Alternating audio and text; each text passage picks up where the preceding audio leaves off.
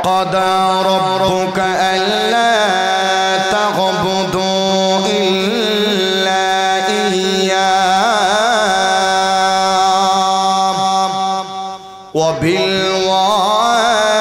وبالوالدين إحسانا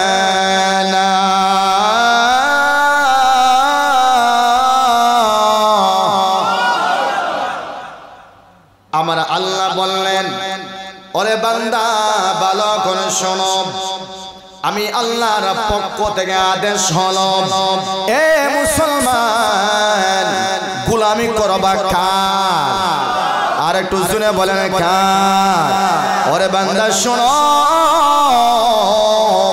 আমার আল্লাহর আদেশ হলো দুনিয়ার কোনো মানুষের গোলামি চলবে না কারণ জমিনটা কার আসমানটা কার চন্দ্রটা কার সূর্য কার আপনি আমি কার এজন্য আমার আল্লাহ বলেন বান্দা শোনো এই জমিনটা হলো আমি আল্লাহর আসমানটা হলো আমি আল্লাহর সূর্য হলো আমি আল্লাহর ঘাস গাছালি নদী নালা সব হলো আমি আল্লাহর তোকে আমি আল্লাহ বানাইছি রে বান্দা শোনো ওই জমিনে গিয়া অন্য কারো পায়ে তোমার মাথা নত করতে পারবা না এই সম্মানী কপাল যদি তুমি নত করতে চাও আমি আল্লাহর গোলামি তোমাকে করতে হবে জোরে বলেন ঠিক কিনা গোলামি করব কার ভাই দুই নম্বর আদেশ হলো ওয়াবিলওয়ালিদাইনি ইহসানা আমার আল্লাহ এবার বললেন ওরে বান্দা আমি আল্লাহর গোলামি করার পাশাপাশি ওরে বান্দা মা বাবার কথা মতো তোমার জীবনকে চালাইবা এ কথায় মা বাবার উপরে তুমি ইহসান করবা সুবহানাল্লাহ ইহসান কার উপরে করব আমরা বাবা এবং মার উপর কথা বলছেন কে আল্লাহ এখন ইহসান কেমনে করবেন আগে তরজমা শুনি এরপরে বলবো আমার আল্লাহ এরপরে বললেন ইম্মা ইয়াবলুগান্না ইনদাকাল কিবারা আহাদুহুমা আও কিলাহুমা ফালা তাকুল লাহুমা উফিন ওয়ালা তানহারহুমা وقل لهما قولا كريما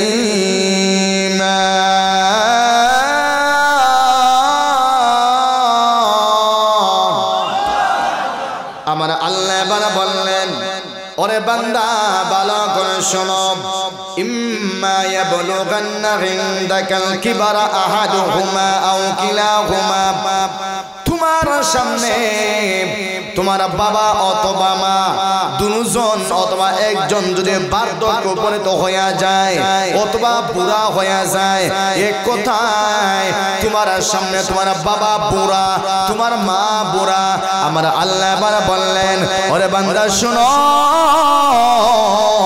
ওই বুড়া মার সঙ্গে বেয়াদবিমূলক কথা বলা যাবে না আমার আল্লাহ স্পষ্ট করে বললেন ফালা তাকুল লাহুমা উফিন ওয়ালা তানহারহুমা এ যুবক ভাই ভালো করে শুনো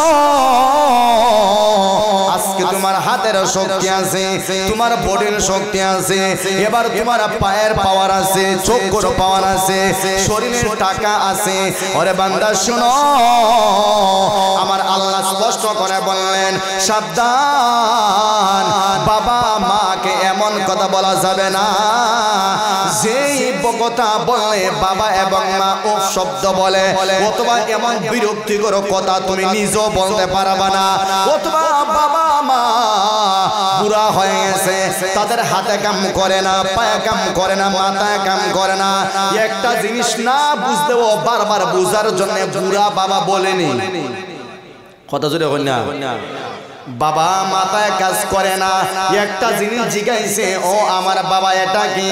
আপনি বললেন বাবা এটা হলো এটা, কিন্তু বুড়া বাবা মাথায় কাম করে না, বারবার বলে এটা কি, বারবার বলে এটা কি।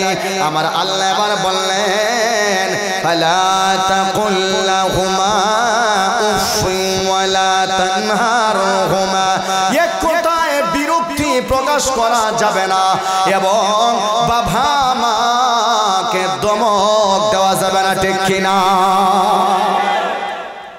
বাবারে দমক দেওয়া যাইব না, মারে দমক দিন না আপনারা, হ্যাঁ?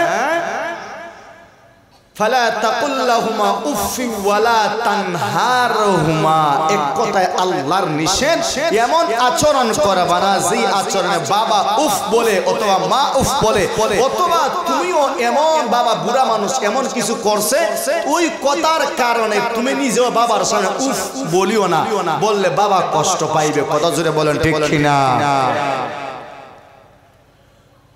আমার বায়ানা, এরপরে আমার আল্লাহ এবার বললেন ওয়াকুল লাহুমা কাওলান কারীমা,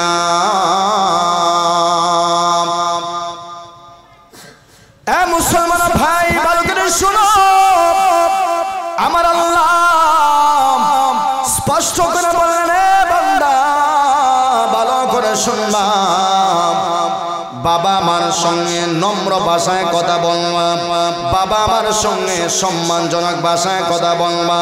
আজকে তোমার টাকা বেশি হইল, তোমার গরিমা বেশি বেড়ে গেছে, আরে বান্দা শোনো, তুমি টাউনে চলাফেরা করো, ডিজিটাল মানুষের সঙ্গে চলাফেরা করো, বাবা তাকে হলো গ্রামে, তোমার শহরের চলাফেরা আর গ্রামের চলাফেরা পার্থক্য আছে না নাই?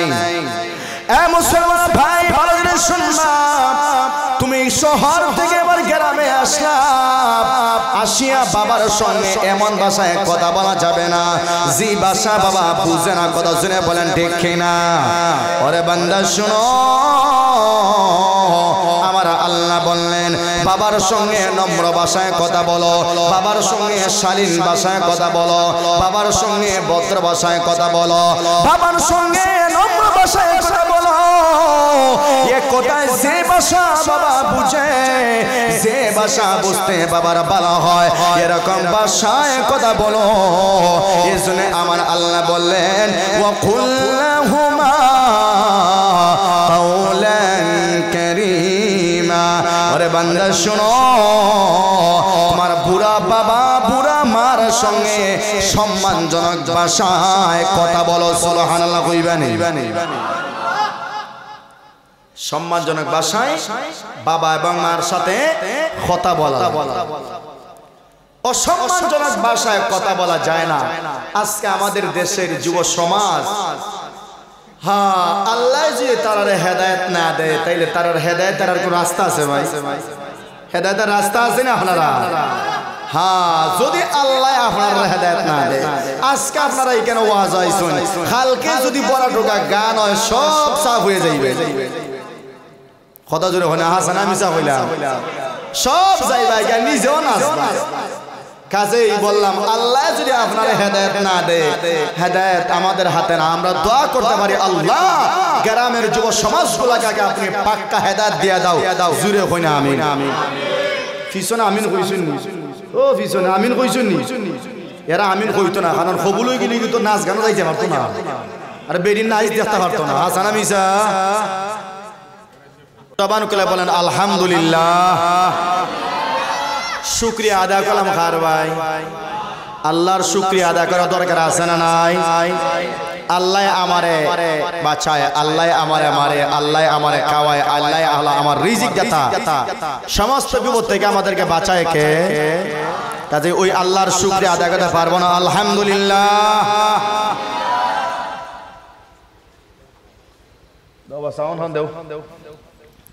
দেখি কত দূর যাওয়া যায়। আপনারা যারা বাইরে উবাইছেন কষ্ট করে ভিতরে ঢুকি গেলে জান্নাতের বাগান, একটু ভিতরে ঢুকি যায়। কারণ আমরা মুসলমান, আমরা জান্নাত যাইতাম না জাহান্নামও যাইতাম। জান্নাত না জাহান্নাম। কাজে আমরা যদি জান্নাত দিকে দিকে যদি দৌড় মারি দইব, আলহামদুলিল্লাহ। আমার আলোচনা কোন জায়গায় ছিল আপনাদের স্মরণ আসেনি? মনোযোগ আসেনি ইনশাআল্লাহ? আমার 2-3 জন মানুষ থাকলে হয়েছে যেগুলো একবারে মনোযোগ সহকারে আলোচনা শোনে। 4 জন যদি হয় আলহামদুলিল্লাহ, 5 জন হলে আলহামদুলিল্লাহ, তবে হ্যাঁ মনোযোগ থাকতেই। তো বলতেছিলাম আল্লাহ রাব্বুল আলামিন বললেন যে বাবা এবং মার সঙ্গে সম্মান সূচক কথা বলতে হবে, সম্মান ভাবে, সম্মান এমন ভাবে তাকে ওই ভাষায় বাবা এবং মার সঙ্গে কথা বলতে হবে। তুমি জেন্টলম্যান, তুমি শহরে থাকো, আইসা ইংলিশ ভাষায় এমন ভাষা সাল্লায় বাবাই বুঝে না, বাবা বড় কষ্ট হয়। না না, এমন ভাষা ছাড়া যাবে না। এমন ভদ্র ভাষা শহরও চাইরো, গ্রামে ভাষা কথা হোক, বাপের জন্য বুঝতে পারে। ঠিক কিনা জোরে বলেন?